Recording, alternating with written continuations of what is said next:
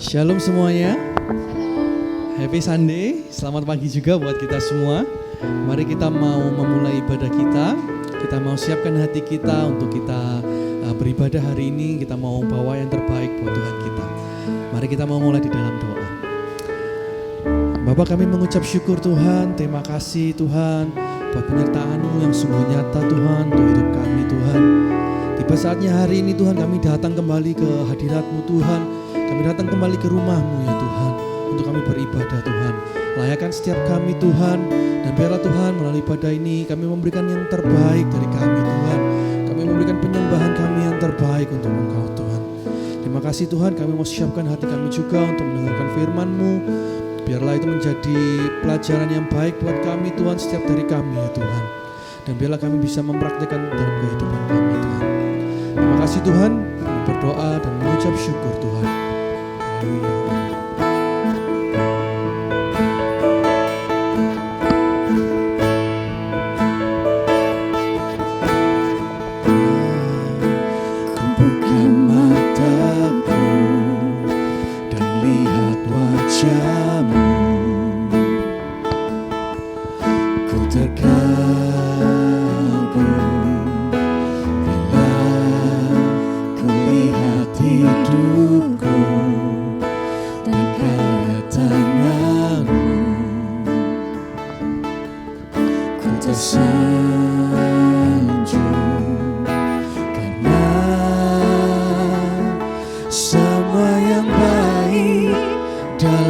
Hidupku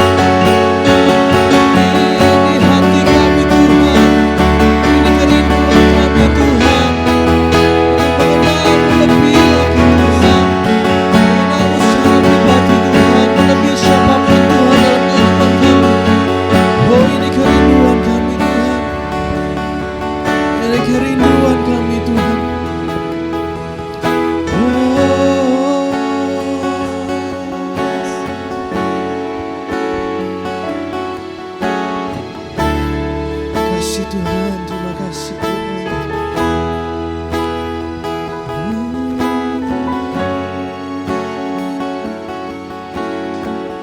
Mari kita sama-sama nyanyikan lagu ini. Karena semua yang baik dalam hidupku itulah karyamu. Kau beri kesempatan yang baru dan ku ingin mengenalmu Tuhan lebih dalam dari semua yang ku kenal. Tiada kasih yang melebihimu. Ku ada untuk menjadi penyembahmu, dan ku ingin mengenalmu Tuhan lebih dalam dari semua yang ku kenal. Tiada kasih yang melebihimu. Ku ada untuk menjadi penyembahmu, dan ku ingin mengenal. Ini kerinduan kami Tuhan. Kami ingin mengenalmu secara pribadi Tuhan, lebih dalam dari semua yang kami kenal Tuhan, semua pribadi yang kami kenal Tuhan. Ku ada untuk menjadi penyembahmu. Ku ada untuk menjadi, ku ada untuk menjadi, ku ada untuk menjadi penyembahmu.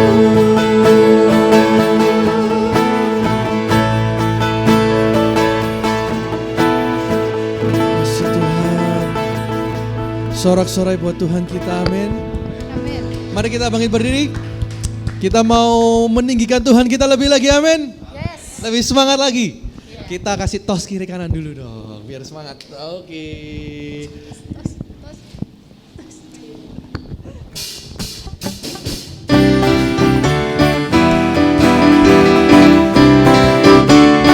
Oke. Kita mau lebih semangat lagi buat Tuhan kita, amin. Tak pernah dilihat mata, yang tak pernah didengar telinga, yang tak pernah timbul di dalam hati, semua disediakannya bagi yang mengasihi Dia. Apa yang tak pernah dilihat mata, yang tak pernah didengar telinga,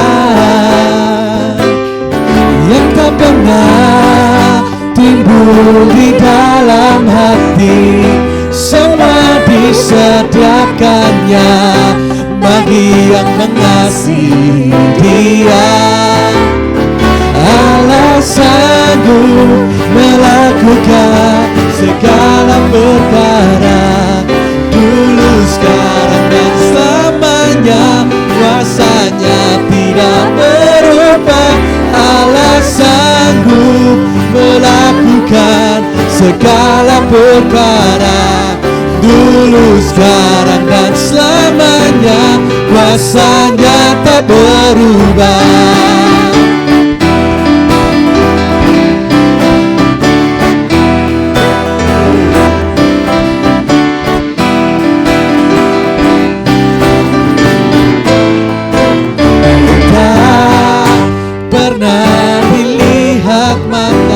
Yang tak pernah didengar oleh telinga,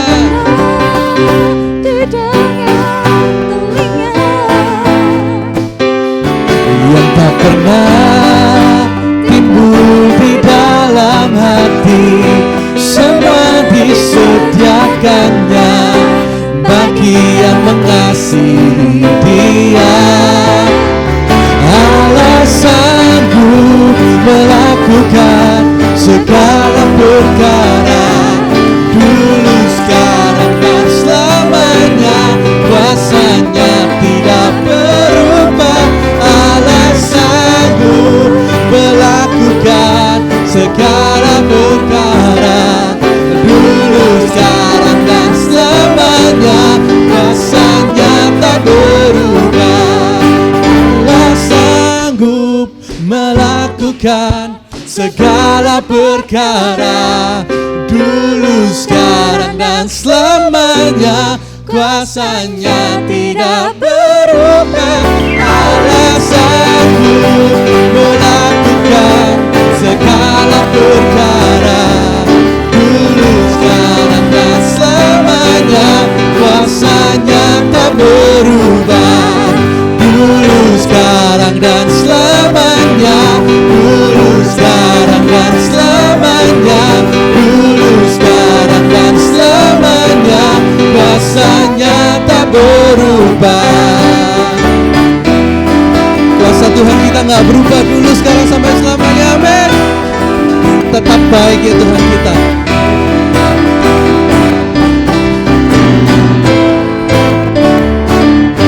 Sorak-sorai buat Tuhan kita. Amin. Mari kita siapkan hati kita sekarang untuk kita mendengarkan firman-Nya.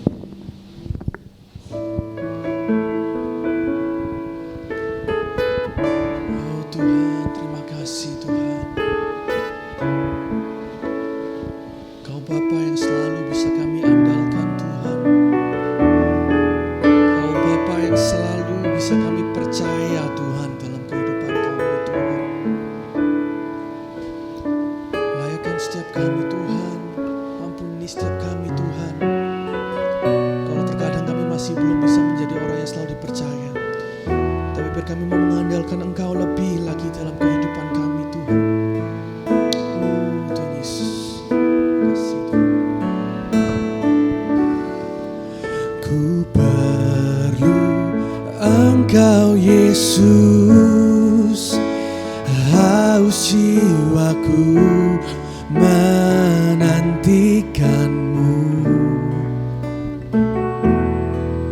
Ku percaya kau penuh pengharapanku di dalam-Mu.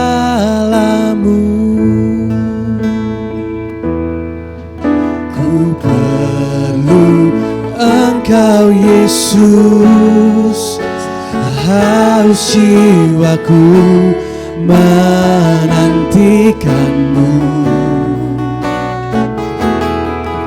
Ku percaya kau penuh pengharapanku di dalam-Mu.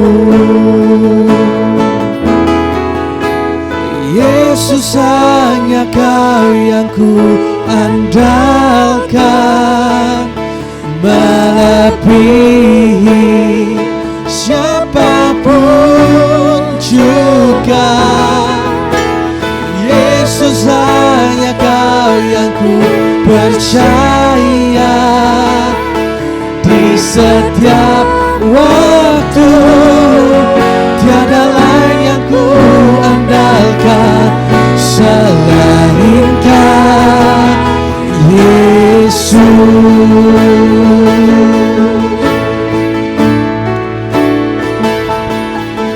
Ku perlu Engkau Yesus, haus jiwaku menantikanmu.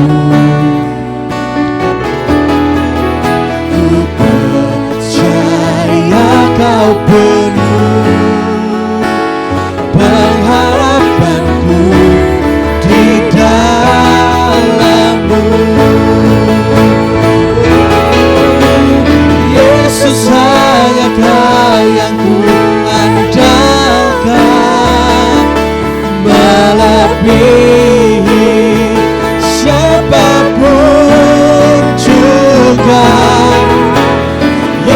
Yesus hanya Kau yang ku percaya. Di setiap waktu tiada lain yang ku andalkan selain Kau. Yesus hanya Kau yang ku andalkan, melebihi siapapun juga. Yesus hanya Kau yang ku percaya. Di setiap waktu tiada lain yang ku andalkan selain Kau, Yesus.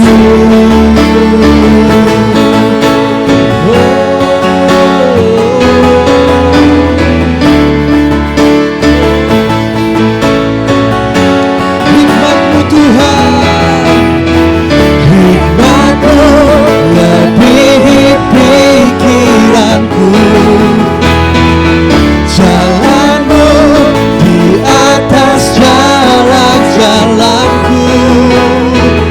Tinggi dan dalamnya kasih-Mu hanya Kau, Yesus, yang ku andalkan. Hikmat-Mu lebihi pikiranku. Jalan-Mu di atas jalan-jalanku. Tinggi dan dalamnya kasih-Mu hanya Kau, Yesus, yang ku andalkan. Hanya Kau, Yesus, yang ku andalkan.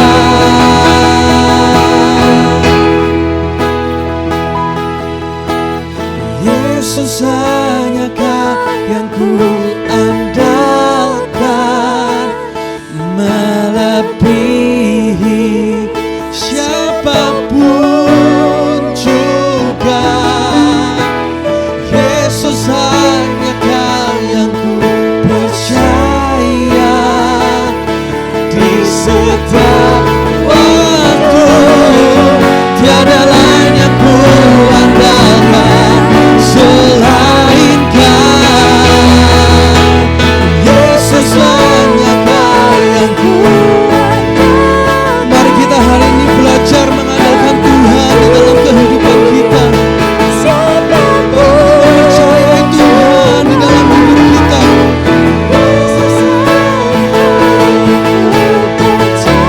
Hanya Engkau yang kami percaya Tuhan.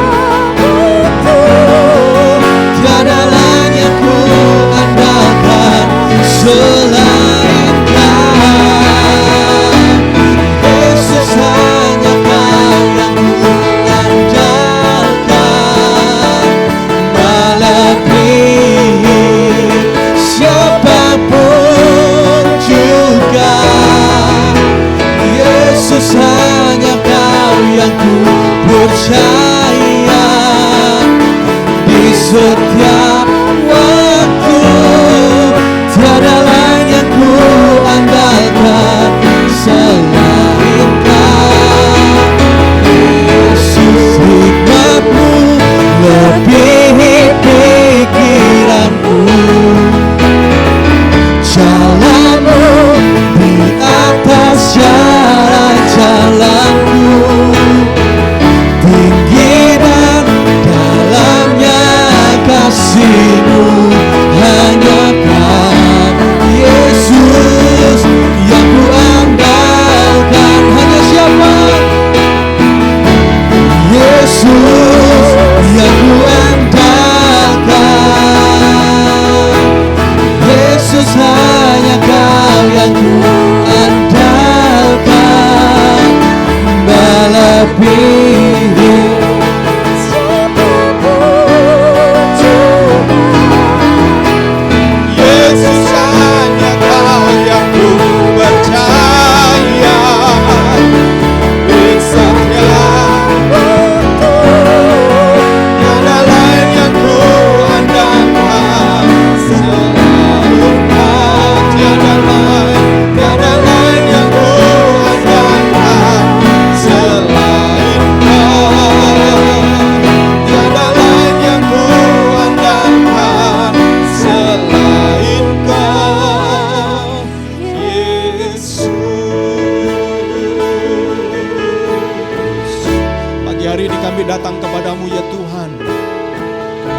menyadari bahwa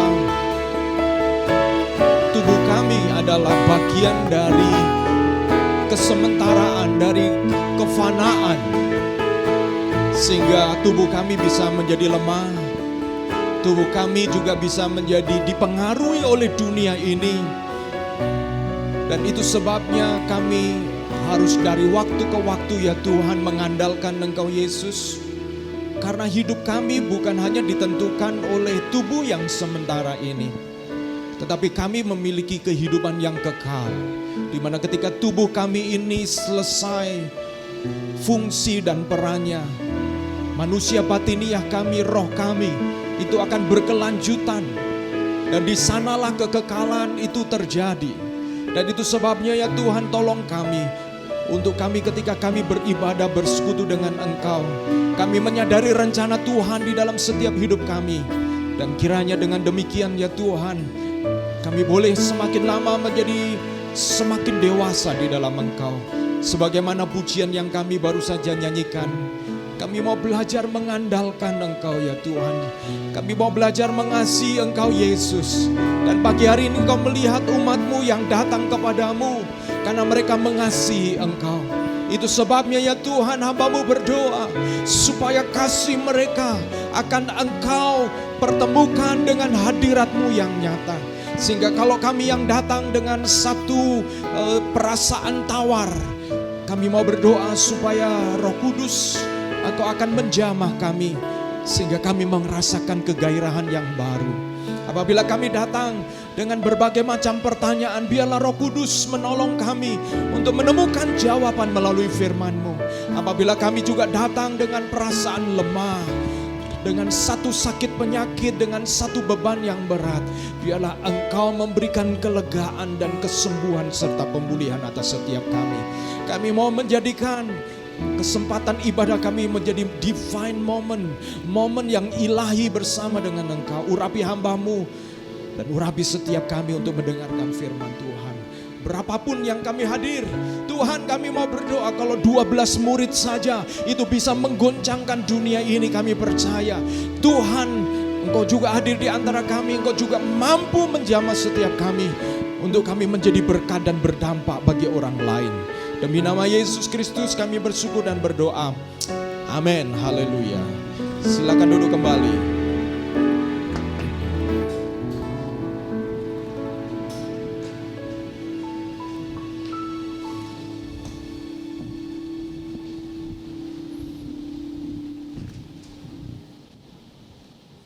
Ya, puji Tuhan. Terima kasih buat tim worship yang sudah melayani kita pagi hari ini, dan juga dengan saudara-saudara semuanya, selamat pagi saya ucapkan yang sudah hadir di pagi hari ini. Apa kabar semuanya? Baik, tetap semangat ya. Haleluya. Nampaknya hari ini ada di antara dulu rekan kita yang tingjingan ya, sehingga beberapa nampaknya ikut acara tingjing tersebut. Tetapi saudara-saudara yang hadir pagi hari ini, saya bersyukur buat kehadiran saudara-saudara. Juga ada di antara saudara-saudara yang para mahasiswa baru saja libur ya. Minggu depan sudah masuk ya, ini mahasiswa UNESA ya. Ya, selamat datang, welcome home buat para mahasiswa, buat para mantan mahasiswa. Saudara-saudara yang terus bekerja juga welcome home. Puji Tuhan, saudara-saudara, pagi hari ini kita memasuki bulan Februari. Dan di dalam bulan Februari ini kita akan belajar, atau beberapa waktu ke depan kita juga akan belajar tentang hikmat ya saudara-saudara ya. Mungkin ini adalah satu tema yang jarang dibahas secara khusus. Tetapi saya akan bersama-sama dengan saudara-saudara selama beberapa waktu ke depan, karena saya melihat begini saudara-saudara, beberapa prediksi tahun 2023 itu adalah tahun yang katanya akan ada resesi ya. Bagi Indonesia ini juga tahun politik, karena tahun 2024 itu akan ada pemilihan presiden. Sehingga tahun 2023 bisa menjadi tahun-tahun yang sensitif oleh karena berbagai macam gejolak, dinamika politik itu juga akan berpengaruh kepada ekonomi. Kemungkinan kadang-kadang pada tahun ini adalah tahun apalagi akan ada perubahan bagaimana pemilihan, khususnya pemilihan caleg-caleg akan berubah sehingga nampaknya nanti tidak akan ada kampanye di mana caleg-caleg akan mempromosikan dirinya sendiri. Tidak akan ada banyak foto-foto berterbaran di jalan-jalan, dan itu artinya tidak banyak pula caleg-caleg atau calon-calon legislatif yang saweran bagi-bagi duit kepada rakyat. Nah, itu berarti secara ekonomi juga mempengaruhi. Kalau caleg-caleg tidak kampanye, ngundang penyanyi dangdut, artis di lapangan-lapangan, artinya perputaran ekonomi juga akan berbeda dengan kalau tahun-tahun politik sebelumnya, di mana biasanya para caleg itu seperti buang duit begitu ya, bakar uang demi memperoleh suara untuk dapat dikenal, dan itu berarti akan berbeda, lebih tenang, lebih senyap. Saya tidak tahu uang akan dilarikan kemana, tetapi itu situasi kondisi yang ada. Dan sebagai orang percaya, saudara-saudara, saya merasa bahwa kita perlu memiliki hikmat ya. Sekalipun saudara-saudara dan saya orang-orang muda, biasanya hikmat itu cenderung mereka-mereka yang sudah makan asam garam ya, banyak pengalaman, lebih bijaksana, lebih berhikmat. Tetapi firman Tuhan sebagai pedoman hidup kita juga menyediakan pelajaran-pelajaran kehidupan yang bisa menolong kita untuk menjadi berhikmat. Dan itu sebabnya termasuk saudara-saudara membangun keluarga, membangun usaha, membangun hubungan, semua juga perlu hikmat. Mendidik anak, membesarkan anak juga perlu hikmat. Dan itu sebabnya Tuhan tolong untuk kita menjadi orang-orang yang bertumbuh di dalam hikmat. Wisdom in making decision. Bulan ini saya akan bicara tentang hikmat bagaimana di dalam keputusan-keputusan yang kita ambil. Dan saudara-saudara, pagi hari ini juga saya membawa firman Tuhan yang saya beri judul Follow Your Heart to find your hope. Ikuti hatimu untuk menemukan harapanmu. Ya. Pernahkah saudara mendengar kalimat follow your heart gitu ya? Kadang-kadang kalau ada pilihan-pilihan sulit begitu ya, follow your heart, ikuti hatimu.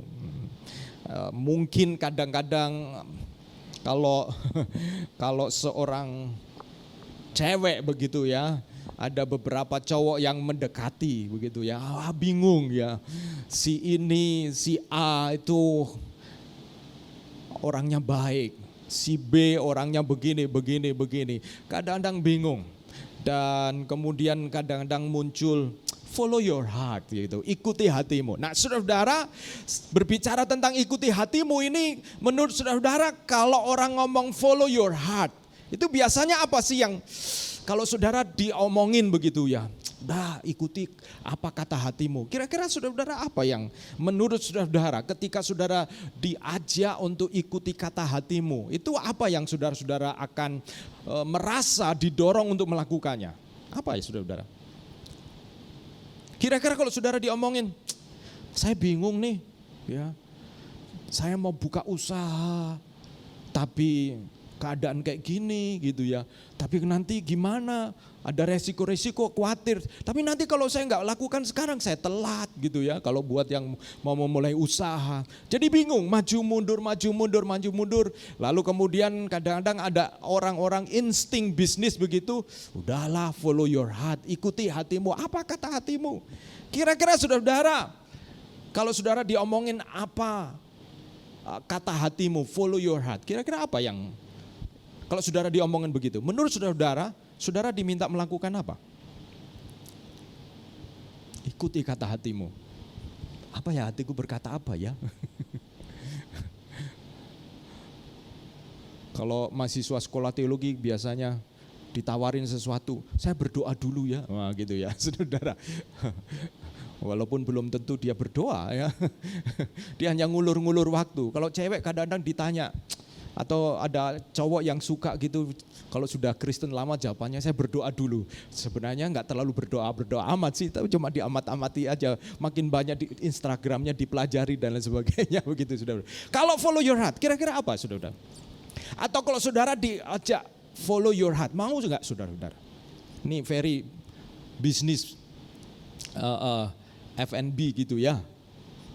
Kira-kira dulu awal-awal gitu ya, misalnya udahlah follow your heart gitu. Kalau pada waktu mengalami masalah-masalah di dalam tantangan bisnisnya, udahlah follow your heart. Ya, kira-kira apa? Apakah mau? Pertanyaannya. Sulit kan? Apa ukurannya your heart itu gitu ya?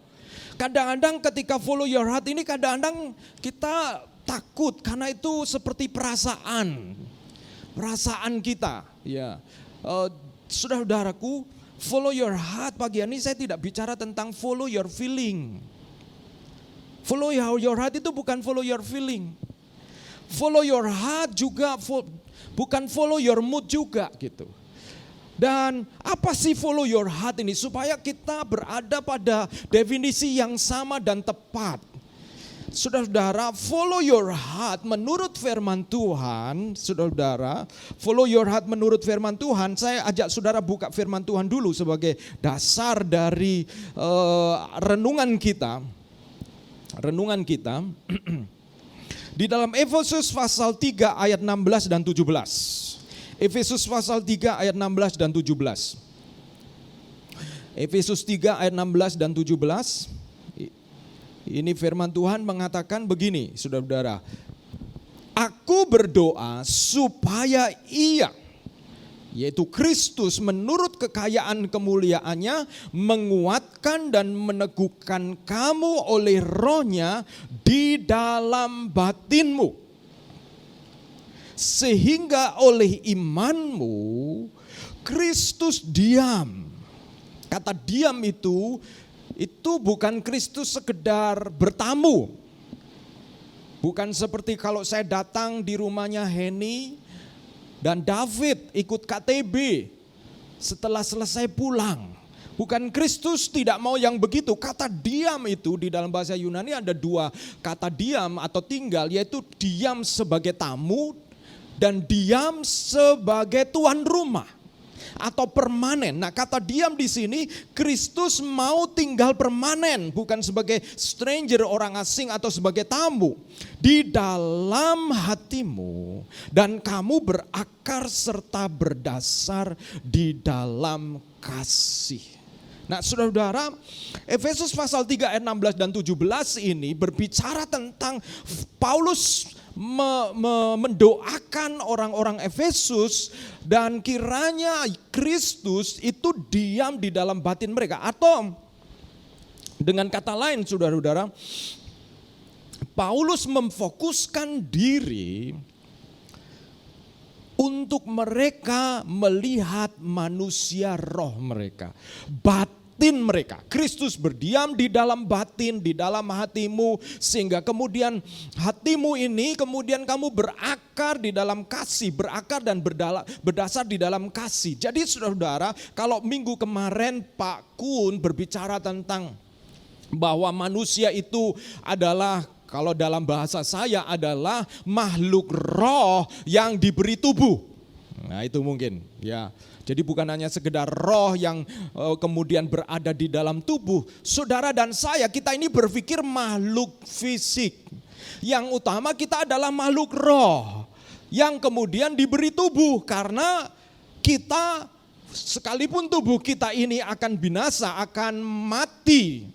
Fisik kita mati, tetapi makhluk roh kita ini terus hidup. Itu maksudnya, saudara-saudara. Nah, firman Tuhan mengatakan, Paulus berkata, agar Kristus berdiam di dalam batinmu dan dia, rohnya itu ada di dalam hatimu, sehingga kita kemudian berakar dan berdasar di dalam kasih. Jadi follow your heart itu adalah mengikuti apa yang di dalam hati kita atau tubuh kita, bukan tubuh kita, manusia batin kita, roh kita. Follow your heart berbicara, kita mulai mengikuti dan menguatkan manusia roh kita, dan dengan demikian manusia roh kita akan melalui Roh Kudus akan menuntun saudara dan saya untuk menemukan, kalau di dalam judul saya find your hope, menemukan pengharapanmu. Jadi begitu ya saudara-saudara. Nah, jadi follow your heart berbicara tentang mengikuti manusia batin kita, manusia roh kita yang di dalamnya itu berdiam Kristus dan Roh Kudus ada di dalam batin kita. Jadi bukan sekedar mengikuti perasaan kita. Nah, saudara, saya mau mengambil satu contoh kasus di sini, yaitu kasus Rut. Di dalam kitab Rut, saudara-saudara, Naomi, ini kisah, memang kitabnya namanya Rut, tetapi di dalamnya itu diawali dengan Naomi bersama dengan suaminya dan dua anaknya. Naomi, Elimelek, kemudian Mahlon, Kilion, itu mereka mengungsi dari Israel, kemungkinan mereka dari Bethlehem, itu ke Moab, saudara-saudara. Karena di Israel telah terjadi kelaparan. Kemungkinan besar terjadi kekeringan atau mungkin serangan hama sehingga gagal panen dan kekeringan luar biasa. Sehingga kemudian mereka mencari kesempatan hidup.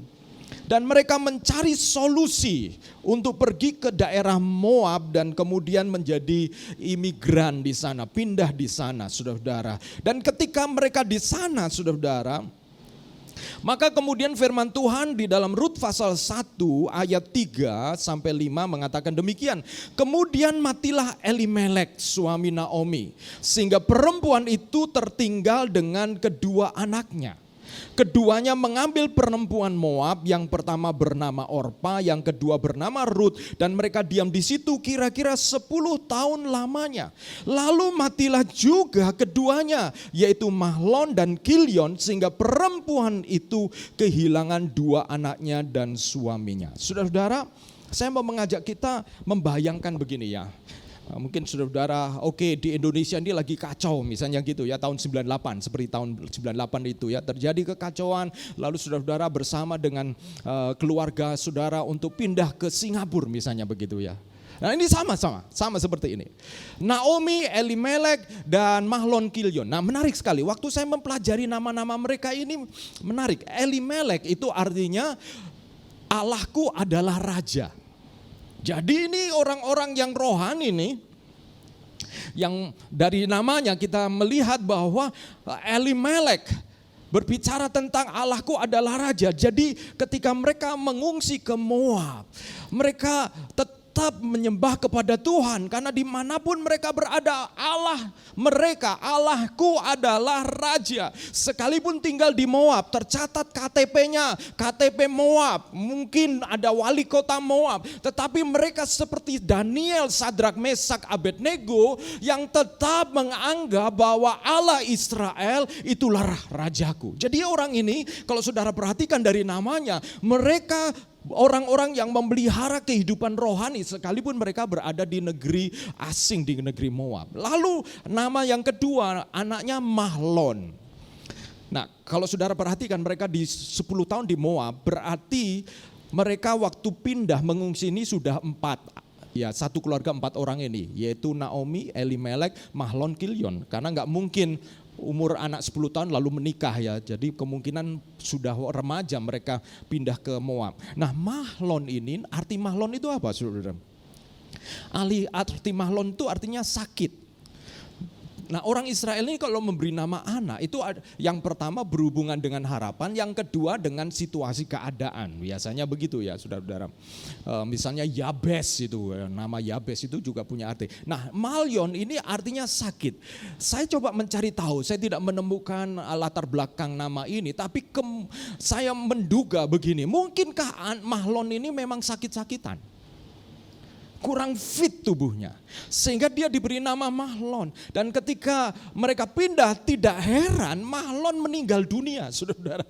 Dikatakan Mahlon kemudian menikah dengan Ruth dan kemudian Kilion. Nah itu Kilion apa artinya? Kilion itu artinya bahasa Inggris cling atau attach. Melekat, bergantung gitu. Nampaknya Kilion itu menjadi harapan kedua orang tuanya di mana mereka mau bergantung. Mereka mau bergantung kepada Tuhan. Mereka atau bahkan mungkinkah Kilion juga kurang sehat anaknya sehingga dia adalah seorang anak yang perlu attach, perlu bergantung. Karena faktanya keduanya mati muda, saudara-saudara. Keduanya mati muda. Dan saudara-saudara bayangkan Naomi. Kalau zaman itu wanita itu nggak ada wanita karir, cerita wanita karir seperti sekarang. Jadi wanita akan sangat bergantung kepada pria. Dan kalau wanita sudah menjadi janda, artinya dia tidak punya masa depan. Naomi yang artinya pleasant artinya menyenangkan, manis. Ternyata hidupnya berubah menjadi pahit dan tidak menyenangkan oleh karena orang-orang yang menjadi andalan hidup mereka atau sandaran hidup mereka telah meninggal dunia, tidak ada. Dengan kata lain, begini saudara-saudara, awal mereka pindah ke Moab, anggap aja ke Singapura gitu ya, mereka berharap akan hidup lebih baik. Dan memang nampaknya begitu, karena faktanya mereka bisa menikah dengan orang-orang di sana, berarti diakui, diterima gitu ya. Tetapi ternyata apa yang dulunya menjadi solusi sekarang telah berubah menjadi masalah baru. Kenapa? Karena Elimelek, Mahlon, Kilion mati. Pernahkah saudara-saudara, di mana apa yang dulu saudara anggap sebagai solusi, entah dalam pekerjaan saudara-saudara, entah di dalam hubungan atau di dalam apapun juga, saudara-saudara memulai sesuatu dan menganggap ini adalah jalan keluar saya. Tetapi kemudian itu seolah-olah mungkin juga bisa menjadi karir. Itu sesuatu yang saudara harapkan, itu saya akan menjadi something, saya akan menjadi sesuatu kalau saya tekuni pekerjaan itu. Dan ternyata hari ini itu menjadi masalah bagi saudara-saudara. Menjadi masalah buat kita. Apa yang engkau harus lakukan? Yang kedua saudara-saudara, saya menemukan juga dengan Ruth ini, yaitu ketika masalah baru ternyata adalah kesempatan bagi Tuhan untuk menggenapi rencananya di dalam hidup saya dan saudara-saudara. Bagaimana? What if? Seandainya ternyata Tuhan izinkan masalah, kita semua ini gak suka masalah ya. Kalau kita maunya itu berharap semua lancar-lancar aja. Ya. Semua apa yang kita mulai sesuai dengan rencana kita. Tetapi apa yang terjadi ketika terjadi masalah? Kita itu stres, kita itu bingung. Dan sama seperti yang dialami oleh Naomi. Naomi mengalami kebingungan oleh karena dia tidak punya lagi harapan. Dan saudara-saudara, Naomi kemudian di dalam Rut pasal 1 ayat 9, mulai ayat 9 sampai 13. Ini sebuah pembicaraan, percakapan yang menurut saya Naomi seorang wanita yang baik. Dia mengatakan begini kepada menantunya, kiranya atas karunia Tuhan kamu mendapat tempat perlindungan masing-masing di rumah suaminya. Lalu diciumnyalah mereka, tetapi mereka menangis dengan suara keras dan berkata kepadanya, tidak, kami ikut dengan engkau pulang kepada bangsamu. Tetapi Naomi berkata, pulanglah anak-anakku, mengapakah kamu turut dengan aku? Naomi mengatakan dengan fair, dengan adil, jujur. Bukankah tidak akan ada lagi anak laki-laki yang kulahirkan untuk dijadikan suamimu nanti? I have no hope for you. Saya gak punya masa depan untukmu. Saya tidak bisa menjanjikan apa-apa. I'm nothing. Sekarang saya bukan siapa-siapa. Pulanglah ayat 12, anak-anakku, pergilah sebab sudah terlalu tua aku untuk bersuami. Seandainya pikirku ada harapan bagiku. Nih perhatikan ya, Naomi nggak punya harapan, saudara-saudara. Saudara pernahkah saudara mengikuti seseorang yang nggak punya harapan? Itu berat, saudara-saudara. Ya berat. Orang yang nggak punya harapan. Dan ini yang Naomi katakan. Dan sekalipun malam ini aku bersuami, dia ngomong ini, sekalipun saat ini malam ini aku nikah, ini berarti kan malam nih, bahkan sekalipun aku masih melahirkan anak laki-laki, masakan kamu menanti sampai mereka dewasa? Masakan karena itu kamu harus menahan diri dan tidak bersuami. Janganlah kiranya demikian anak-anakku, bukankah jauh lebih pahit yang aku alami daripada kamu, sebab tangan Tuhan teracung terhadap aku. Ini orang baik. Saudara-saudara, kadang kita berpikir kalau kita baik, kalau ada masalah Tuhan pasti bantulah.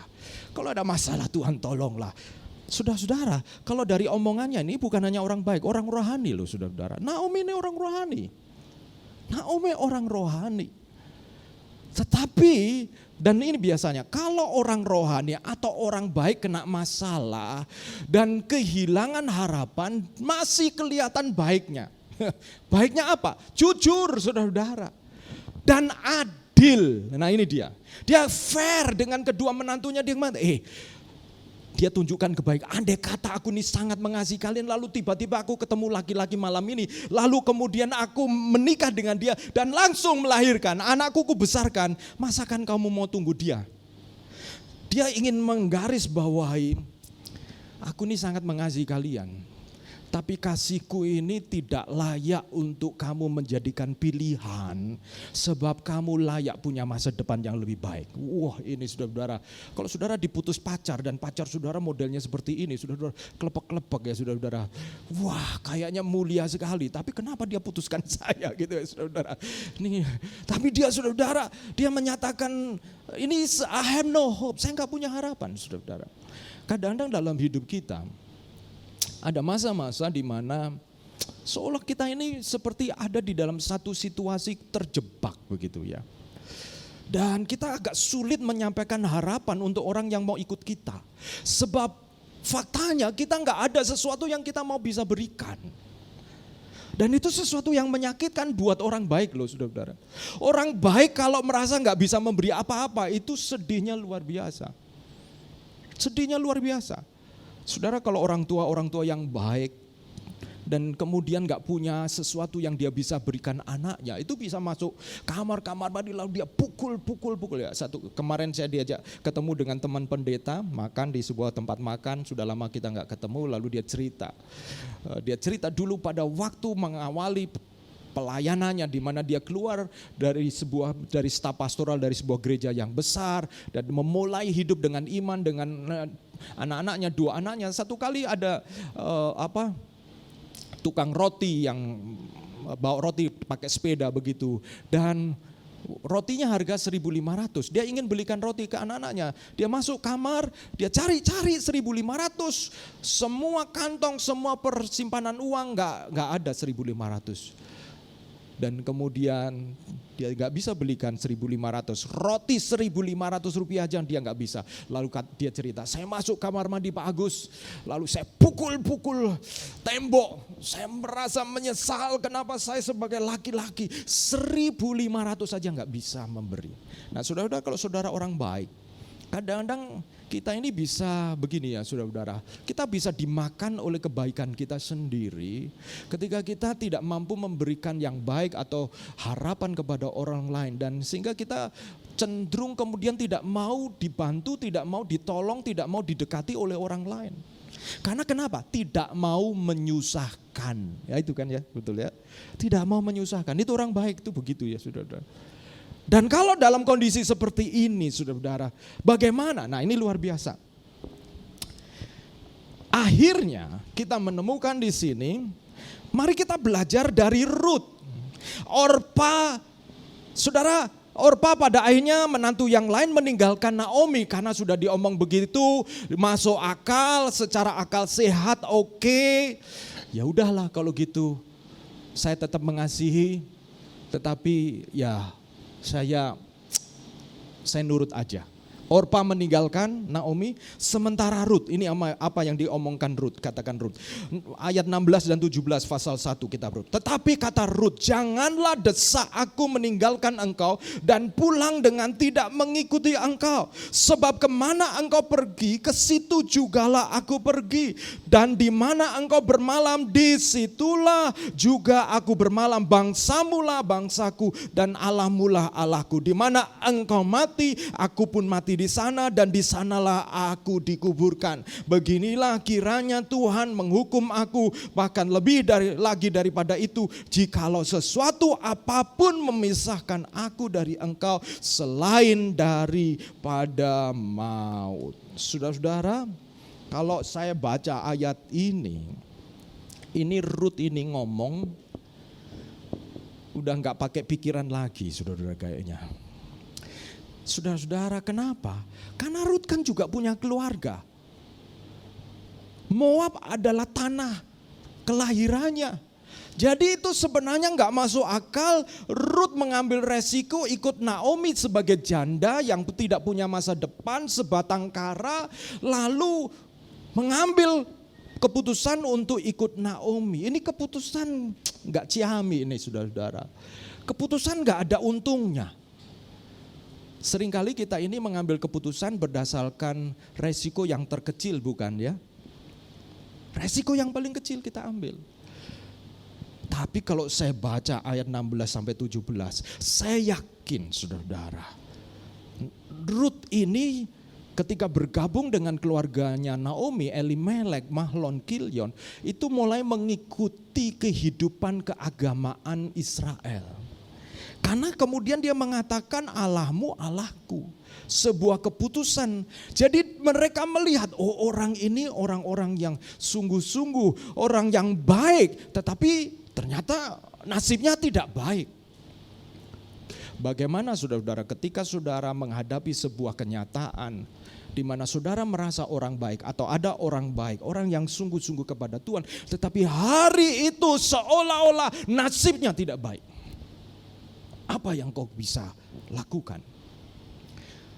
Rut, apa yang dikatakan oleh Rut ini, saya melihat Rut tidak berkata dari otaknya saja, tentu dia berpikir, tapi Rut berbicara dari hatinya. Follow your heart. Dari manusia rohnya, saudara-saudara. Dari manusia roh. Saudara-saudara, kadang-kadang ketika kita ini diperhadapkan kepada situasi-situasi sulit, kita ini memang bingung begitu, saudara-saudara.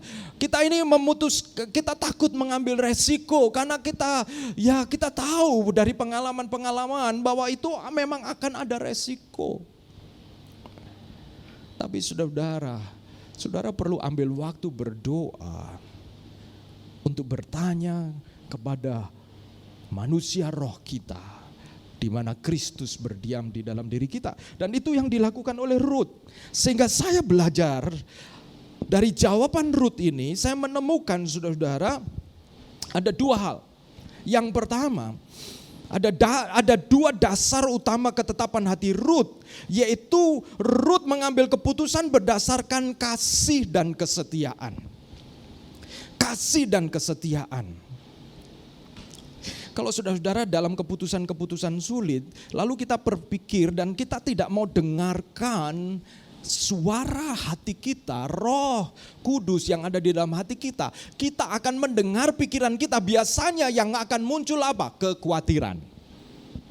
Wah, saya akan kehilangan penghasilan, lalu hidup saya nanti bagaimana? Wah, saudara mulai melihat resiko-resiko. Wah ini, wah ini dan wah itu. Saudara-saudara, pada akhirnya kita akan mengambil keputusan-keputusan yang menutup rapat-rapat bagaimana Tuhan bisa pimpin kita melalui suara yang ada di dalam hati kita. Rut, yang pertama saudara-saudara, ini saya mengambil dua kebenaran, yaitu apabila Anda tertekan, semakin berakar dan berdasarlah di dalam kasih. Apabila Anda tertekan, semakin berakar dan berdasarlah di dalam kasih. Kenapa? Karena ketika Rut kehilangan Mahlon suaminya, Saya membayangkan baginya dunia seolah runtuh karena dia orang Moab, nikah dengan orang asing. Mungkin pada waktu dulu keluarganya bisa jadi, kamu yakin mau menikah dengan orang asing? Tetapi ketika itu diputuskan dia menikah dengan orang asing, ternyata mati, saudara. Pernahkah saudara-saudara mengambil keputusan tertentu dan seolah keputusan yang saudara ambil itu ternyata pada hari ini itu mengecewakan. Pada hari ini ternyata nggak bisa diharapkan. Rut mengalami itu. Dunia seolah runtuh. Tempat yang aman di dunia ini telah diambil daripadanya. Apa yang dia harus lakukan? Apakah dia punya seseorang? Dia tidak punya suami lagi. Ada satu yang dia punya, Naomi. Hanya Naomi, tapi Naomi nggak ada harapan. Sudah tua, sebatang kara akan pulang lagi ke negerinya. Siapa yang harus dipilih oleh Rut? Naomi yang janda sebatang kara, tidak ada harapan dan masa depan, atau keluarganya yang ada di Moab yang tentu ada masa depan? Apakah yang menggerakkan Anda, saudara, ketika saudara diperhadapkan dalam situasi seperti itu? Saya melihat Naomi tidak digerakkan oleh ketakutan atau kekhawatiran atau rasa frustasi atau bahkan kebencian, kepahitan terhadap nasib yang dia alami. Keputusan masa lalu yang pernah diambil, andai kata saya tahu begini, saya nggak akan menikah dengan Malyon. Sekarang saya rumit masalahnya. Kadang-kadang kita ini pernah menyesali keputusan yang pernah kita ambil ya. Karena situasi hari ini itu seperti membalikkan keputusan kita. Tunggu dulu saudara-saudara. Kalau saudara terus entertain pikiran saudara-saudara, saudara akan kehilangan damai sejahtera. Dan memang sulit mengambil keputusan. Perhatikan perkataan Rut. Rut tidak digerakkan rasa frustasi, tidak digerakkan oleh ketakutan, tidak digerakkan oleh kekhawatiran, tidak digerakkan rasa boh jari gitu ya. Pokoknya terserah, aku ikut kamu, mau mati-mati. Saudara kalau dengar omongannya itu bukan seperti Naomi saya ikut engkau, pokoknya kalau mati ya mati dengan engkau, kalau hidup ya hidup enggak. Dia ngomong dengan ketetapan hati. Tidak ada kekhawatiran di dalamnya.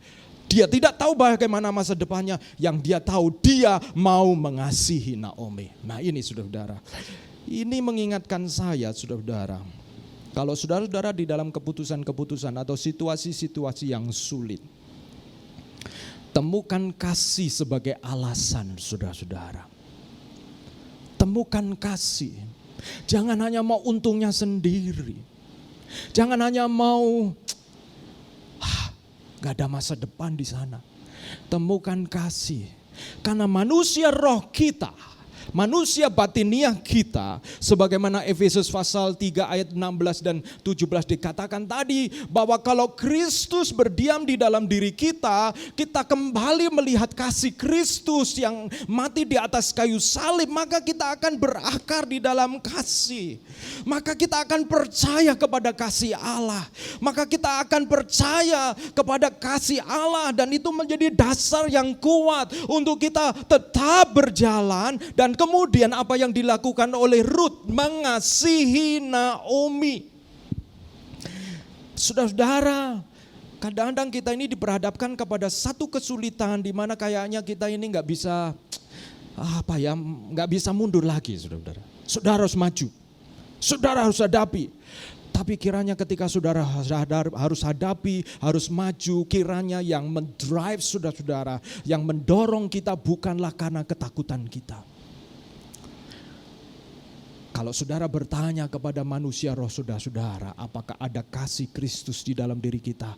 Kalau kita mengatakan ya ada kasih Kristus, saya menerima kasihnya. Jadikan itu dasar buat kita untuk mengikuti, menempuh jalan yang sulit ini. Itu yang dilakukan oleh Rut. Ini mengingatkan saya ketika seorang yang cinta Tuhan, dia ternyata ada di penjara. tidak bebas melayani seperti sebelumnya. Tetapi justru disinilah dia mengungkapkan rahasia bagaimana dia bisa bertahan dan justru berubah, di mana buah rohnya semakin lebat dan manis. Yaitu Paulus. Paulus menulis Efesus ini dari penjara, saudara-saudara. Justru dari penjara dia bisa mendoakan jemaat Efesus.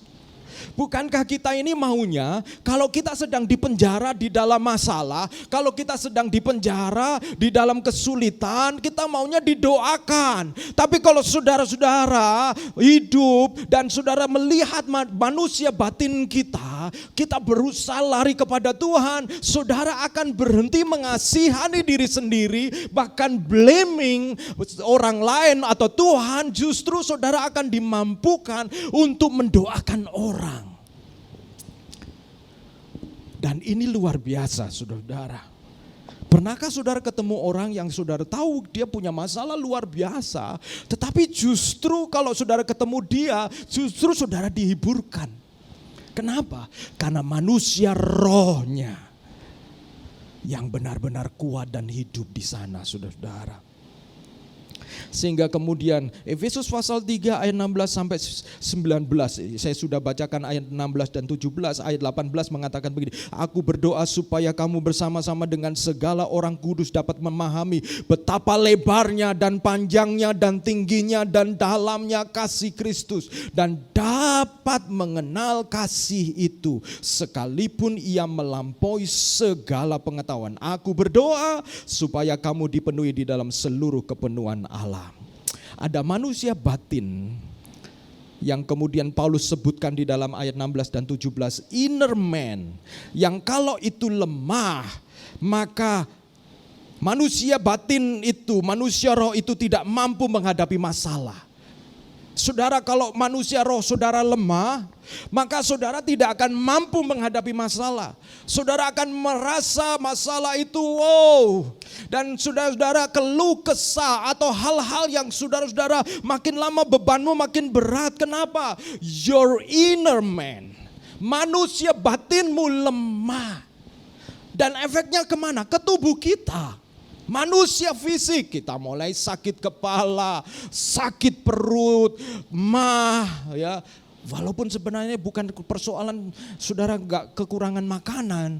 Tetapi kenapa? Karena manusia batin kita lemah, lalu efeknya kepada manusia fisik kita ini, saudara, sudah treatment dengan baik, berolahraga. Tetapi kenapa saya susah tidur? Kenapa saya gelisah? Ya karena saudara tidak ada damai sejahtera. Manusia batin saudara lemah. Jangan minum pil tidur, saudara-saudara. Saudara perlu datang kepada Tuhan untuk manusia batinmu dikuatkan. Karena Paulus bicara itu di dalam ayat 16 dan 17. Your inner man. Saudara, 2 Korintus 4 ayat 16 dan 17 sampai 18 mengatakan begini. Ini Paulus, saya memberikan konsep ini supaya nempel di dalam diri kita. Sebab itu kami tidak tawar hati. Ada satu kontradiksi di sini. Paulus mengatakan tidak tawar hati. Tetapi meskipun manusia lahiriah kami semakin merosot, namun manusia batinnya kami diperbarui dari sehari ke sehari. Sebab penderitaan ringan yang sekarang ini mengerjakan bagi kami kemuliaan kekal yang melebihi segala-galanya, jauh lebih besar daripada penderitaan kami. Sebab kami tidak memperhatikan yang kelihatan melainkan yang tidak kelihatan. Karena yang kelihatan adalah sementara, sedangkan yang tak kelihatan adalah kekal. Jadi ketika saudara Paulus mengatakan kiranya engkau mengenal kasih Tuhan, kasih Kristus yang luas, yang panjang, yang lebar dan dalam dan tinggi. Saya menemukan sebuah kutipan yang menarik. God's love is wide enough to include every person. Kasih Allah itu cukup luas sehingga bisa mengcover setiap pribadi, kepribadian apapun. Kasih Allah ada bagi mereka. God's love is long enough to last through all eternity. Kasih Allah cukup panjang sehingga itu sampai membawa kepada kekekalan. Kasih, kalau dulu ada peribahasa, kasih ibu sepanjang masa. Kasih, ada apa gitu ya? Kasih apa sepanjang jalan, kasih ibu sepanjang masa. Itu peribahasa bahasa Indonesia. Tapi kasih Allah sampai kepada kekekalan. God's love is deep enough to reach the worst sinner. Kasih Allah cukup dalam untuk bisa menjangkau manusia yang paling hina, yang paling berdosa. God's love is high enough to take us to heaven. Kasih Allah cukup tinggi untuk membawa kita ke surga. Kalau saudara-saudara sedang ada di dalam situasi yang membuat saudara-saudara tidak bisa tenang, nyaman, adakah kasih Allah di dalam diri saudara-saudara? Dan ketika saudara-saudara, saya sebenarnya ada poin kedua, tapi saya mau berhenti di sini saja. Ya, karena begini saudara-saudara, tadi di pendahuluan saya mengatakan, apa yang nampaknya menjadi masalah baru, ternyata itu adalah kesempatan Allah untuk menggenapi rencananya. Rancanganmu bukanlah rancanganku. Saudara-saudara, kita semua ingin semua rencana sesuai dengan pikiran kita. Tapi kadang-kadang Tuhan memaksa kita untuk U-turn, untuk berbalik arah atau untuk berbelok. Kalau saudara-saudara berbelok dengan penuh keraguan, dengan penuh pertanyaan, kemungkinan kita tidak ada damai sejahtera. Tapi kalau saudara berbelok dan saudara dipenuhi oleh kasih Allah, saudara akan bisa berkata seperti Ruth. Dan perhatikan, Ruth tercatat menjadi salah satu dari 4 wanita di dalam kitab Injil yang menjadi garis keturunan silsilah dari Kristus, saudara-saudara. Saudara-saudara, mari kita datang kepada Tuhan. Apakah kita kembali mengasihi atau mengalami kasih Tuhan, sehingga kita tidak melihat resiko tetap ada, tapi kita tanggung resiko itu oleh karena kita mengasihi Tuhan. Bagaimanapun, saya ingat ketika saya pindah ke Surabaya dulu ya, anak saya tidak mau pindah karena mereka nyaman di Malang dengan sekolah mereka. Dan waktu itu saya juga nggak ngerti Surabaya. Saya coba cari sekolah di Surabaya ini yang kira-kira sama dengan sekolah anak saya di Malang. Sekolah anak saya di Malang itu menurut saya luar biasa. Didirikan oleh benar-benar kerinduan dari misioneri yang papanya itu adalah seorang yang kemudian kadang dianggap Rasul Papua, Rasul Irian Jaya. Papanya orang Amerika, namanya Don Richardson, ya, yang dia memenangkan satu suku, namanya suku Dani, saudara-saudara. Dan kemudian dia menulis buku Anak Perdamaian. Jadi dia dari Amerika, dia melayani di Papua. Dan di sanalah yang kemudian anaknya salah satu namanya Paul Richardson itu kemudian juga besar bertumbuh di Papua. Dan kemudian Paul Richardson ini menjadi misioner religi dan dia melayani di Malang. Nah, dia pada waktu itu direktur dari sebuah international school di Malang, Wesley International School. Lalu dia punya kerinduan untuk membangun gimana caranya bukan hanya anak-anak ekspatriat, orang-orang asing, ada orang Korea, orang Amerika, pokoknya orang-orang berbahasa Inggris, orang asing sekolah di situ. Saya ingin buka sekolah untuk anak-anak nasional, tetapi dengan standar, dengan mutu yang sama. Wow, sehingga dia buka sebuah sekolah namanya Charis National Academy. Dan saudara-saudara, sekolah itu luar biasa. Menurut saya itu salah satu sekolah yang membuat saya kagum ya. Dan Anak saya masuk di sana dan diajar, pendidikannya sangat berbeda dengan pendidikan yang konvensional. Anak diajar untuk menjadi leadership, menjadi leaders, shaping future leaders gitu ya, mereka punya moto. Dan saya merasa wah anak saya punya dipersiapkan masa depan baik di sekolah itu. Tetapi ketika saya merasa kami merasa pindah ke Surabaya, rasanya waktu itu sulit ya. Tapi kemudian saya tanya anak-anak gimana kalau kita ikut papa mama ya. Mereka mengatakan, "Pak, gak usah Pak, kita kos aja Pak di Malang. Papa mama biar ke Surabaya, nanti ya kita kos aja di dekat sekolah. Gak apa-apa kok Pak." Saya tahu anak-anak saya anak-anak baik. Tapi saya kemudian mengatakan tidak. Keluarga kita punya value, unity, kesatuan. Kalian harus ikut Papa. Dan Papa akan carikan sekolah yang hampir sama dengan Karis. Dan itu janji saya. Saya cari sekolah ini ya saudara-saudara, dan ternyata apa yang terjadi? Mahal semua yang pertama. Yang kedua, karena sekolah di Malang ini mereka tidak mau intervensi pemerintah, saudara-saudara. Mereka tidak mau menerima bantuan BOS dan lain sebagainya karena mereka punya kurikulum sendiri, urutannya beda. Sehingga mereka punya akreditasi itu menurut pemerintah B. Nah, akreditasi B itu gak bisa masuk sekolah sembarangan, saudara-saudara. Kalau pindah ke Surabaya, Gloria akreditasinya A, jelas ditolak. Dan yang lain, sekolah-sekolah yang lain itu, saudara-saudara, sekolah-sekolah Kristen tentunya. Mahal-mahal memang ya, saudara-saudara. Saya juga sedih ya, kalau kita ini cukup kuat gitu ya, kalau bisa punya sekolah Kristen yang jangan mahal-mahal gitu ya. Kalau bisa gitu ya. Nah, saudara-saudara, singkat cerita saya mengatakan kepada mereka begini, Papa akan carikan sekolah, dan karena Papa mengasihi Tuhan dan mengasihi kalian. Apapun yang terjadi, kalau Papa harus kerja untuk kalian bisa sekolah di sekolah yang terbaik, Papa akan kerja. Dan saudara-saudara, Tuhan buka jalan. Anak-anak saya sekolah dan mereka kemudian ditawarkan beasiswa. Dan singkat cerita mereka dapat beasiswa sekian persen begitu. Dan saya tidak pernah expect beasiswa itu. Sebab saya nol pengetahuan saya tentang Surabaya. I have known, saya nggak punya kenalan siapa-siapa, saudara. Nggak punya koneksi di Surabaya. Koneksi saya ya jemaat TSF aja ini, saudara. Yang saya baru kenal. Yang mungkin saudara juga belum kenal kami. Jadi saya pergi kemana-mana ini saya seperti di hutan rimba gitu. Tapi koneksi saya Tuhan yang tidak pernah mengecewakan kami.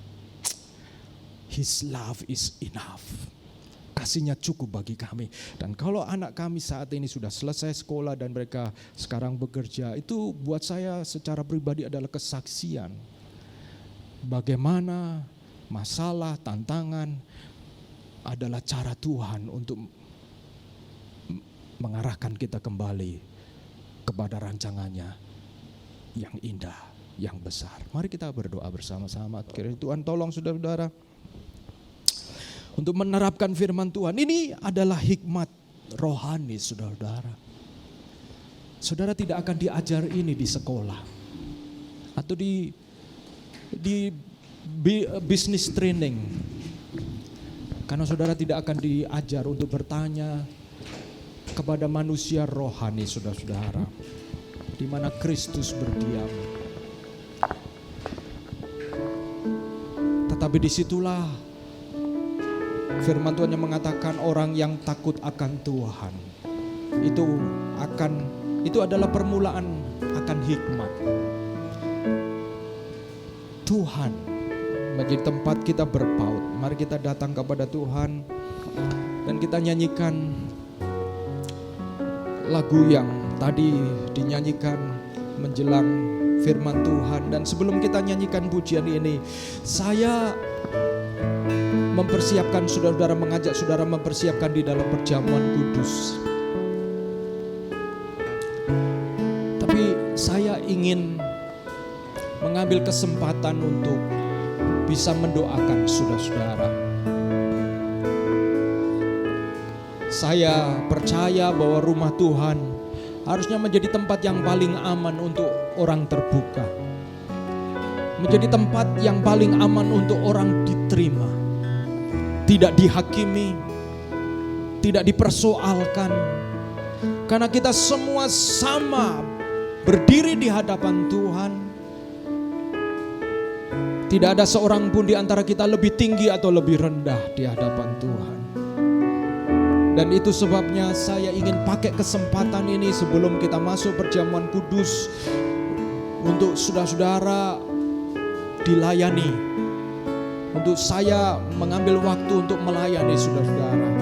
Kalau ada di antara saudara-saudara ketika mendengar firman Tuhan ini, firman Tuhan ini berbicara kepada saudara-saudara, hati saudara-saudara, hatimu seperti menerima firman Tuhan ini dan engkau seperti mendapatkan sesuatu.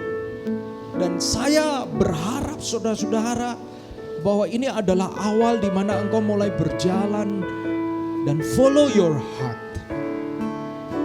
to find your hope, untuk menemukan harapan saudara-saudara. Saya mengundang kita bangkit berdiri, dan kalau ada di antara saudara-saudara yang ingin meresponi firman Tuhan dan ingin didoakan, saya berharap mulai minggu ini SAF House of Restoration akan menjadi gereja yang membuka kesempatan untuk orang dilayani, didoakan. Dan saya mengajak kita menyanyikan pujian ini. Kalau saudara-saudara ketika menyanyikan pujian ini, saudara merasa bahwa Tuhan, seperti kata lagu ini, Yesus Engkau yang kuandalkan, saudara ingin didoakan, saya minta saudara-saudara feel free untuk maju ke depan. Untuk maju ke depan, kami mau mendoakan saudara-saudara. Kami mengasihi. Saya berharap saudara menemukan Tuhan di tempat ini.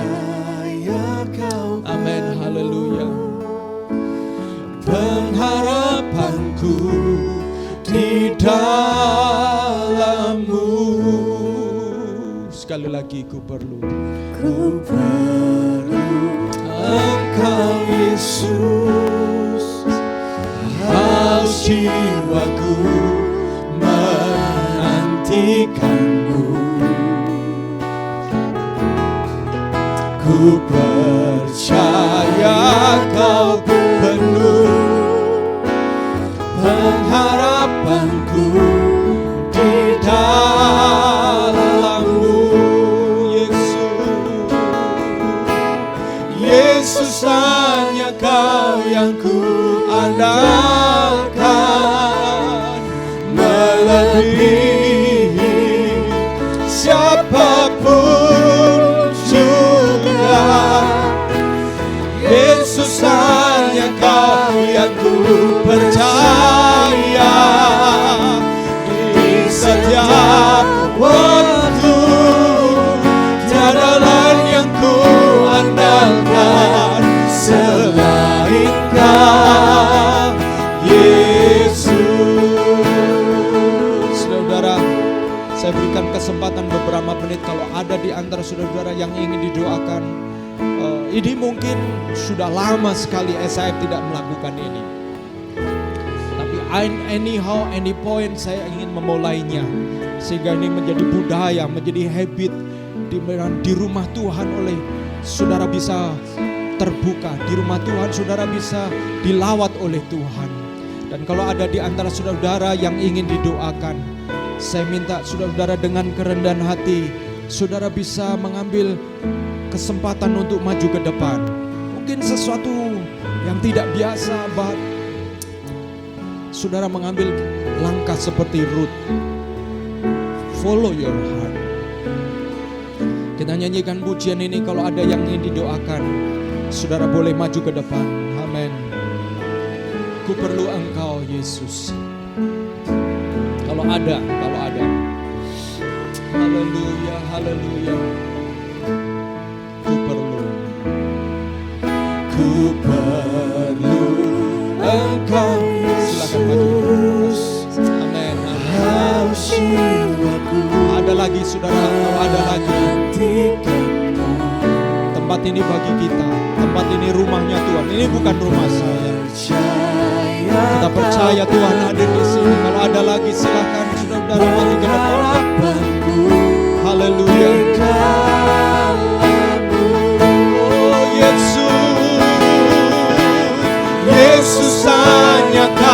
yang ku andalkan, melebihi siapapun juga.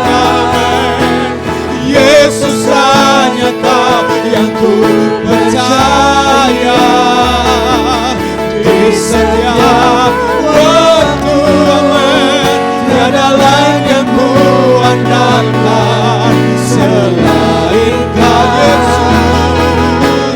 Yesus hanya Kau yang ku andalkan. Kami mau mengandalkan Engkau, Tuhan, melebihi siapapun juga, Tuhan. Biarlah roh kami dikuatkan, tuntun kami, Tuhan. Kami mau berjalan bersama dengan Engkau, Tuhan.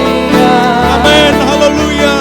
Kuatkan manusia batin kami, untuk kami belajar berjalan di dalam kehendak Tuhan, di dalam rancangan Tuhan, di dalam berkat Tuhan. Yesus, amin. Oh, haleluya, haleluya. Amin, amin, amin, haleluya. Siapapun juga, Yesus hanya Kau yang ku percaya di setiap waktu. Tiada lain yang ku andalkan selain Kau.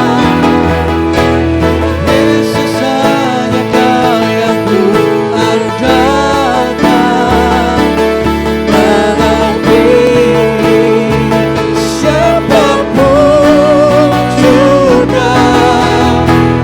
Yesus hanya Kau yang ku percaya di setiap waktu. Tiada lain yang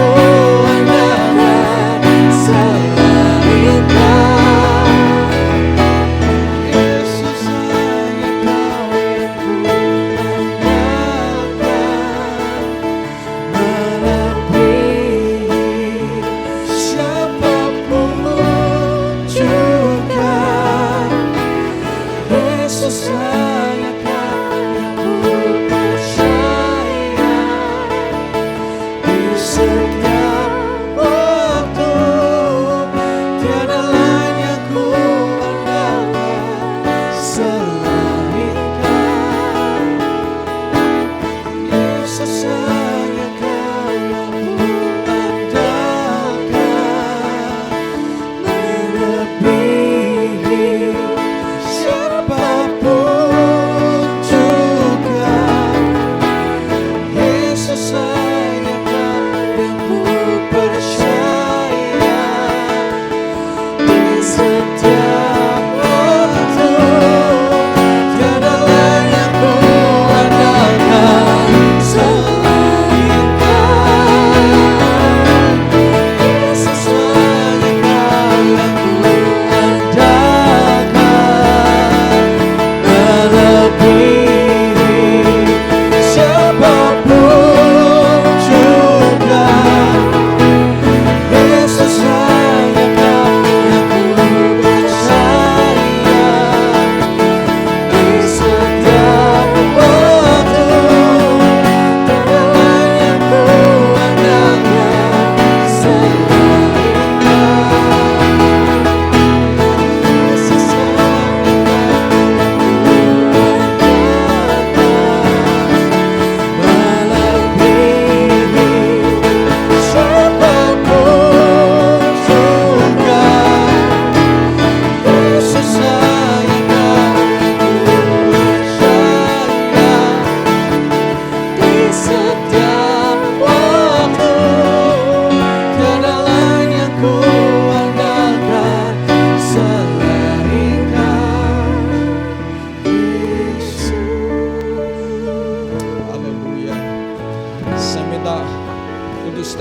maju ke depan untuk kita mempersiapkan diri dalam perjamuan kudus.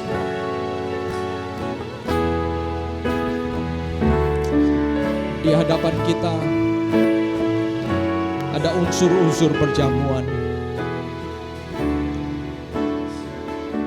Perjamuan kudus adalah peringatan. Yang pertama, peringatan akan masa lalu, menoleh ke belakang.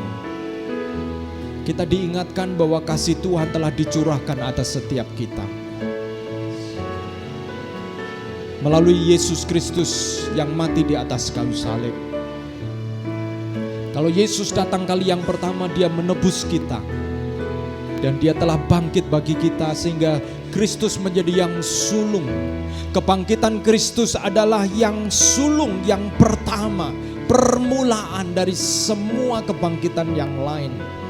Di mana kita akan dibangkitkan bersama dengan dia. Perjamuan kudus juga adalah peringatan untuk masa yang akan datang. Di mana Kristus akan datang kali yang kedua. Dan menjemput orang-orang yang setia sampai akhir. Dan kiranya Tuhan melalui perjamuan kudus ini berbicara kepada kita, apakah engkau siap menyambut kedatangan Kristus yang kedua? Ketika saudara mengikuti perjamuan kudus, engkau ditantang kesiapanmu. Apakah engkau siap untuk menjadi mempelai wanita, mempelai yang berdandan, berhiaskan kekudusan, menyambut Kristus datang yang kali kedua. Itu sebabnya di dalam perjamuan kudus juga diberikan kesempatan untuk saudara mengakui dosa di hadapan Tuhan. Firman Tuhan mengatakan di dalam 1 Korintus pasal 11, apabila ada di antaramu yang datang dengan kelemahan dan dosa, hendaklah engkau terlebih dahulu membereskannya untuk siap di dalam perjamuan kudus. Karena saudara dan saya adalah mempelai wanita Kristus. Kita harus berhiaskan kekudusan. Kalau ada perkara-perkara dalam hidup kita yang itu mendukakan hati Tuhan, melanggar kekudusan Tuhan, minta ampun kepada Tuhan. Minta ampun kepada Tuhan. Akui di hadapan Tuhan. Mari kita datang berdoa terlebih dahulu sebelum nanti para pelayan perjamuan membagikan unsur perjamuan kudus. Untuk kita mengaku dosa di hadapan Tuhan. Meminta pengampunan di hadapan Tuhan terlebih dahulu. Mari kita datang kepada Tuhan. Bapa di dalam surga, kami datang kepadamu. Engkau melihat setiap hati kami masing-masing. Apabila ada kesalahan dan dosa, ampuni kami ya Tuhan. Apabila hati kami berpaling daripadamu, menjauh dari Engkau, padahal Engkau sudah mati bagi setiap kami, ampuni kami Tuhan. Bawa hati kami rindu kepadamu Tuhan. Bahwa umat-Mu merindukan Engkau. Sehingga oleh karena kerinduan dan kehausan itu, hidup kami menjadi bergairah. Apapun yang Tuhan percayakan, kami kerjakan dengan sukacita, dengan rasa syukur di hadapan Tuhan. Sebab kami percaya bukan soal besar kecilnya apa yang kami kerjakan, tapi soal hati kami yang setia dalam perkara kecil, maka Engkau akan mempercayakan perkara yang besar. Kami mau berdoa Tuhan, ampuni setiap perkataan kami, pikiran kami yang mendukakan Engkau, yang membuat kami meragukan Engkau Tuhan. Ajar kami Tuhan, kuatkan manusia roh kami. Dan hamba-Mu berdoa apabila ada yang sakit Tuhan, jamah dan sembuhkan. Apabila kami datang Tuhan dengan satu beban, biarlah Tuhan melalui perjamuan kudus ini kami mendapat kekuatan yang baru. Sebab Engkau tidak pernah meninggalkan kami sedetik pun. Terima kasih ya Tuhan, layakkan kami untuk kami mengikuti perjamuan kudus ini. Dan Tuhan memberkati kami, menyucikan para pelayan perjamuan kudus. Stefan dan Olive, sucikan mereka sebagai instrumen dari pelayan perjamuan kudus yang akan diterima oleh jemaat Tuhan. Sucikan setiap kami oleh darah Yesus. Demi nama Yesus kami siap dilayani perjamuan kudus. Amin.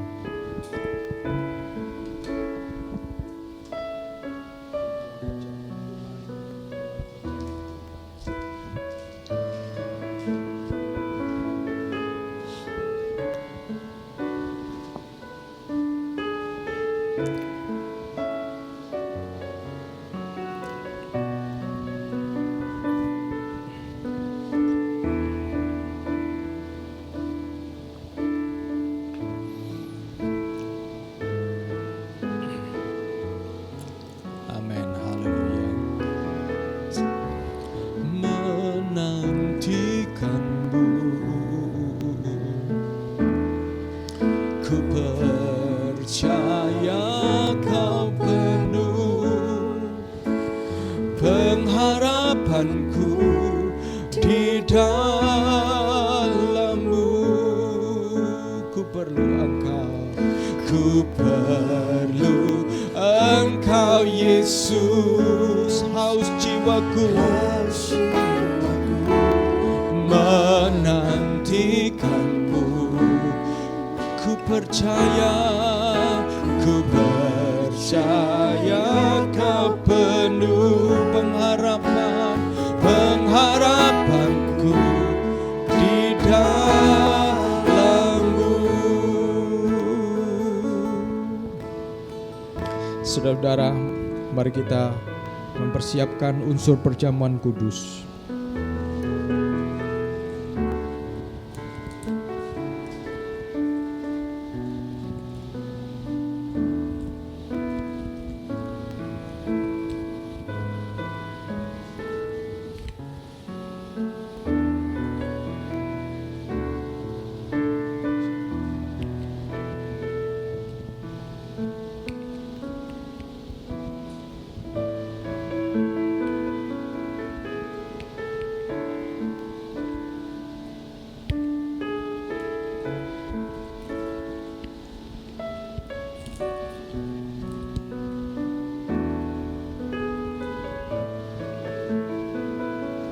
Saudara pegang roti di tangan saudara dan angkatlah tinggi-tinggi di hadapan Tuhan. Yesus mengambil roti dan berkata, inilah tubuhku yang dipecah-pecahkan bagi kamu. Setiap kali kamu memakannya, ingatlah akan aku. Mari kita makan bersama-sama di dalam nama Yesus.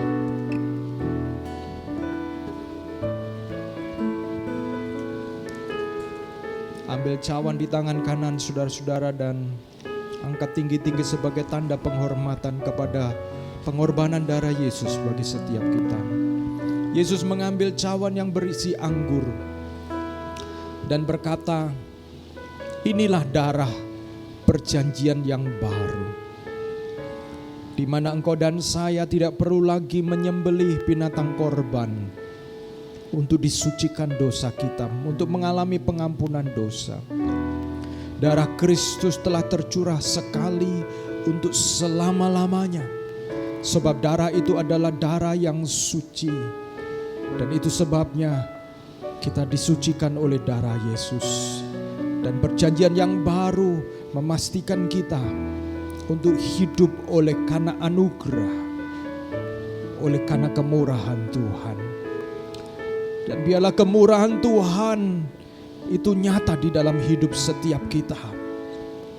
Engkau yang sakit disembuhkan, engkau yang luka, engkau yang membutuhkan pemulihan, biarlah Tuhan pulihkan sebab penebusannya sempurna. Haleluya. Mari kita minum bersama-sama di dalam nama.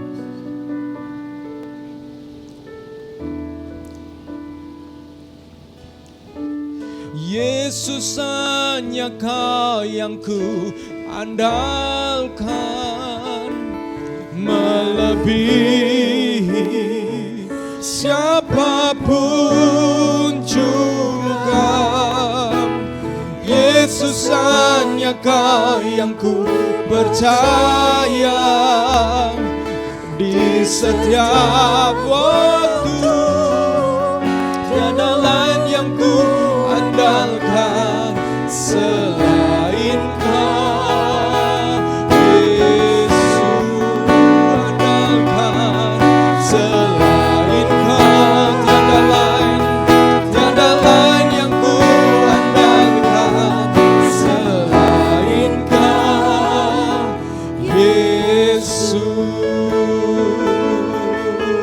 Amin, amin, amin, amin, amin, amin. Amin, puji Tuhan. Tuhan Yesus berkati saudara-saudara, silakan duduk kembali dan saya serahkan Keli untuk menyampaikan.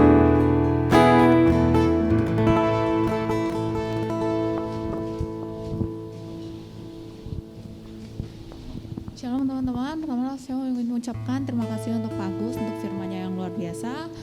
Sekarang tiba waktunya kita akan memberikan bersama persembahan, sebelumnya kita mau berdoa dulu untuk persembahan. Teman-teman, mari kita berdoa. Tuhan, kami mengucap syukur ya Tuhan atas firman yang telah Kau sampaikan melalui Pak Agus ya Tuhan. Tuhan, kami percaya Tuhan bahwa Engkau sedang berbicara kepada setiap kami melalui Pak Agus ya Tuhan. Tuhan, sekarang tiba waktunya kami akan memberikan persembahan ya Tuhan. Tuhan, kami mengucap syukur ya Tuhan atas apa yang telah Kau percayakan kepada kami. Biarlah persembahan yang kami berikannya ini benar-benar berasal dari hati kami dan berguna bagi pekerjaan-Mu ya Tuhan. Terima kasih Tuhan, dalam nama kami mengucap syukur. Haleluya, amin. Buat teman-teman yang rindu untuk memberikan persembahan, bisa memberikan persembahan melalui via transfer ke rekening gereja kita yang ada di slide atau yang ada di depan di kertas depan kalian untuk rekeningnya ya. Nah, sambil teman-teman memberikan persembahan, saya akan menyampaikan beberapa pengumuman. Nah, untuk hari Selasa ini kita akan ada MOR, yaitu Moment of Restoration secara online jam 7:30. Nah, di MOR ini buat teman-teman yang rindu untuk berdoa, biarlah kita menyatukan hati untuk berdoa di dalam MOR ini karena akan ada beberapa pokok doa yang didoakan. So, take note, MOR Moment of Restoration hari Selasa jam 7:30 secara online. Nah, lalu hari Kamisnya kita akan ada KTB adalah komunitas tumbuh bersama, di mana kita akan bersama-sama untuk bertumbuh lebih lagi gitu, membahas tentang pertumbuhan masing-masing. Akan ada sharing yang akan disampaikan oleh beberapa teman kita mungkin. Jadi di KTB ini teman-teman berkesempatan untuk bertumbuh lebih lagi. Nah, KTB take note jamnya dulu, jam 7 di hari Kamis. Nah, KTB ada KTB Barat 1 dan 3 digabung jadi Barat bersatu. Lalu KTB Barat 2 dan KTB Timur. Nah, untuk tempatnya bisa DM di Instagram atau nanti tanya teman-teman kita yang sudah join KTB karena kadang berpindah tempatnya. Teman-teman save the time dulu aja, save waktunya dulu jam 7 hari Kamis. Oke, sekian pengumuman, sampai jumpa minggu depan. Minggu depan ibadah tetap di tempat ini jam 10 ya. Oke, sekian pengumuman, saya kembalikan kepada Pak Agus. Terima kasih Kli. Saudara-saudara, Bapak Ibu sekalian, dalam mulai hari Jumat yang lalu ada di beberapa di antara kita berpuasa saudara-saudara. Jadi kalau ada di antara saudara-saudara yang sedang punya concern tertentu, saya mengajak saudara-saudara untuk bisa berpuasa mungkin hari Selasa ya. Nanti kita akan doa bareng saudara-saudara.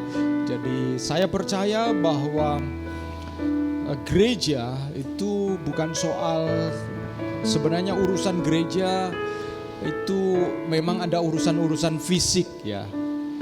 Tetapi gereja Tuhan itu banyak mengurusi soal-soal manusia roh kita.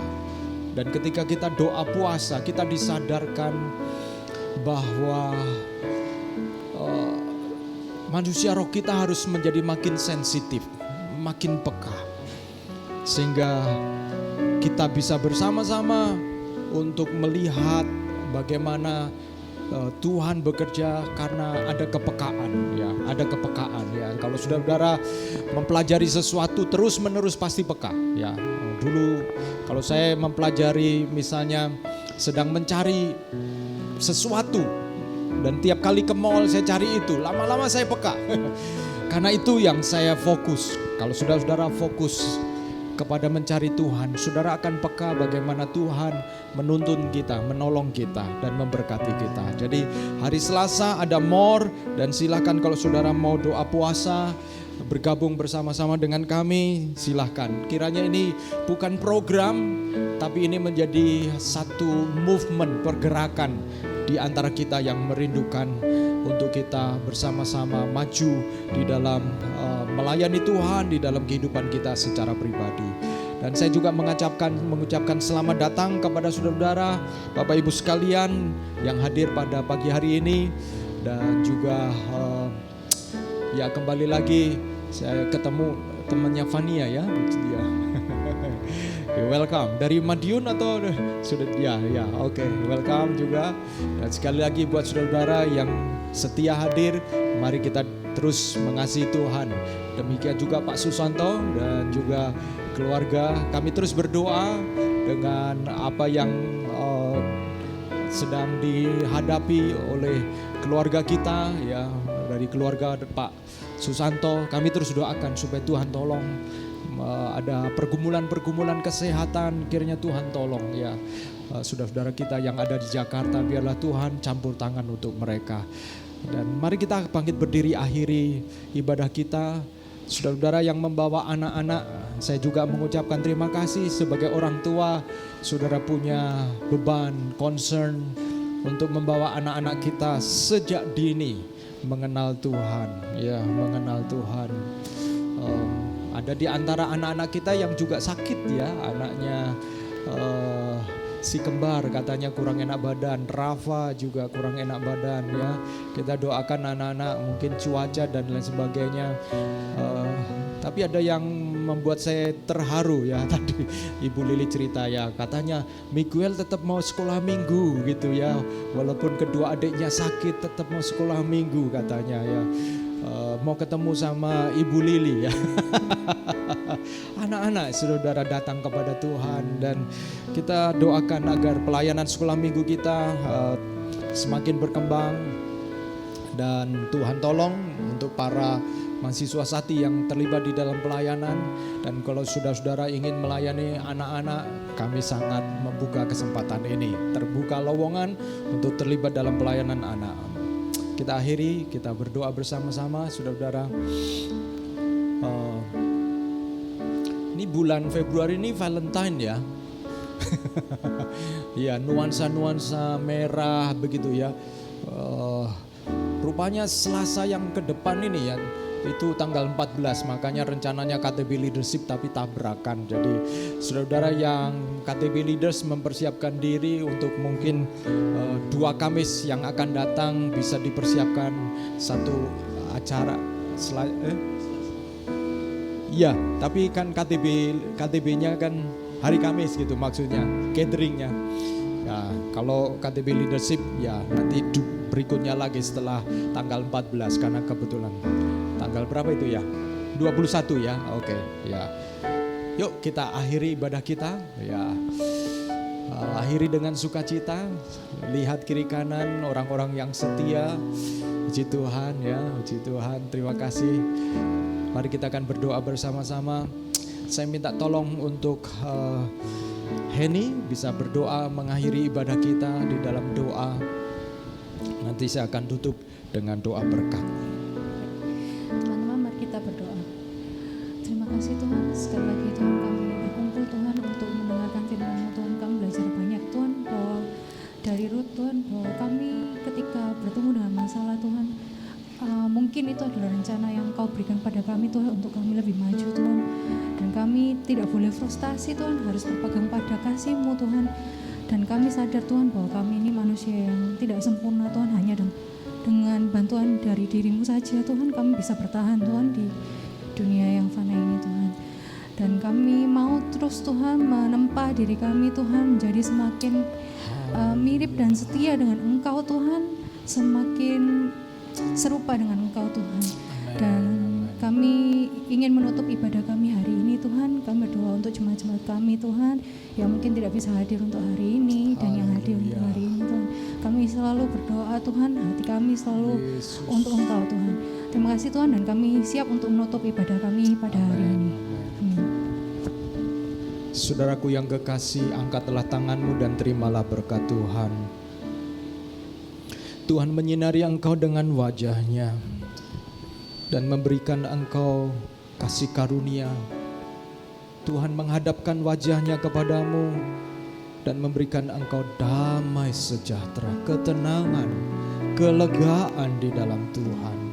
Seberat apapun bebanmu, biarlah engkau belajar seperti yang Yesus katakan, marilah kepadaku yang letih lesu dan berbeban berat, aku akan memberikan kelegaan kepadamu. Demikian juga diberkatilah keluargamu, diberkatilah rumah tanggamu. Engkau yang orang tua, diberkatilah engkau yang membesarkan anak-anak di dalam takut akan Tuhan. Segala tantangan di dalam rumah tangga dan keluarga, biarlah itu menjadi awal dari rencana Tuhan digenapi di dalam kehidupanmu, di mana engkau semakin dekat dan melihat Tuhan itu Allah yang hidup. Diberkatilah pekerjaanmu, diberkatilah masa depanmu, dan diberkatilah hubungan-hubunganmu. Dan biarlah engkau menjadi pelaku-pelaku firman yang setia, sehingga di dalam hidupmu engkau akan menjadi seperti pohon yang ditanam di tepi aliran air, yang tidak layu daunnya dan mengeluarkan buahnya pada musimnya. Dan apa saja yang engkau kerjakan dibuat Tuhan menjadi berhasil.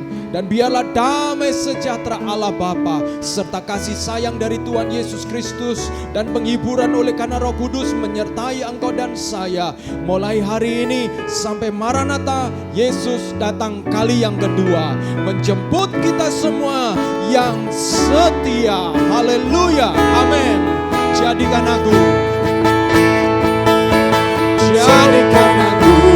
indah yang kau pandang lihat, seturut karyamu di dalam hidupku. Ajarku berharap hanya kepadamu, amin. Taat dan setia kepadamu, Tuhan. Jadikan dengar Tuhan doa kami ya, agar Tuhan menjadikan kami indah, mulia di hadapan-Mu. Tantangan yang kami hadapi, bahkan berkat yang kami terima, membuat kami justru semakin indah, semakin dibentuk hanya kepadamu, amin. Taat dan setia, taat dan setia, taat dan setia kepadamu, Tuhan.